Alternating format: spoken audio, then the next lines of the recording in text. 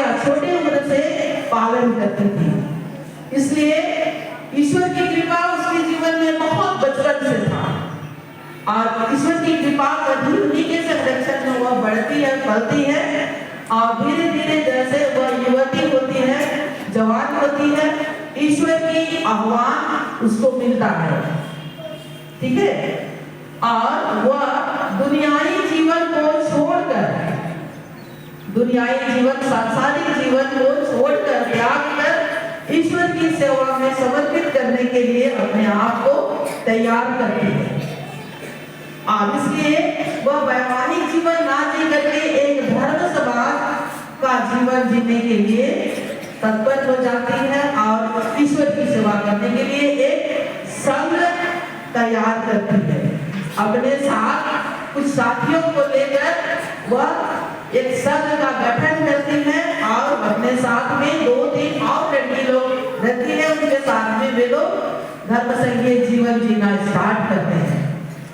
और इस तरह से वह धीरे धीरे कार्य करने लगती है, छोटे कार्य ईश्वर के नाम से, ईश्वर को समर्पित कर देती है। और वो अपने जीवन में कभी किसी से कोई ऐसे बात नहीं करती कि दूसरों को बुरा लगे, दूसरों को चोट पहुंचे, दूसरों की निंदा शिकायत कभी नहीं करती थी। सिवाय क्या करती थी, वे दूसरों के लिए प्रार्थना करना, दूसरों को मदद करना, जो बीमार हैं उनको देखने जाना। बहुत सारी लड़कियां, बहुत सारी महिलाएं उसके घर आते थे और उसे सलाम देते थे कि जीवन में हम कैसे आगे बढ़ें, हमारे साथ ऐसी परिस्थिति है, मेरे को परिवार में ये दुर्घटना हो गई है, मेरी दुर्दशा ये है। तरह तरह के परिस्थितियों से गुजरते हुए लोग उसके दरवाजे पर आते थे और सबको समय देती थी, सबकी बात सुनती थी और सबकी समस्या को हल करने का प्रयास करती थी।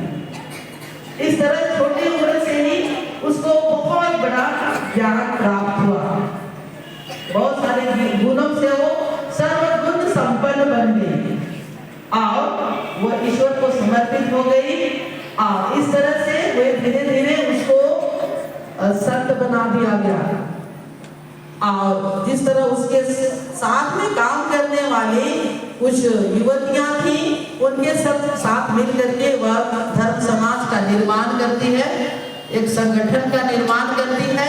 आगे चल करके वो अपने नाम से उस संगठन का नाम से नहीं फेमस करना चाहती है, प्रसिद्ध नहीं, लेकिन एक दूसरी और एक कुंवारी थी, राजकुमारी, उसका नाम था, क्या नाम था, संत उर्सुला।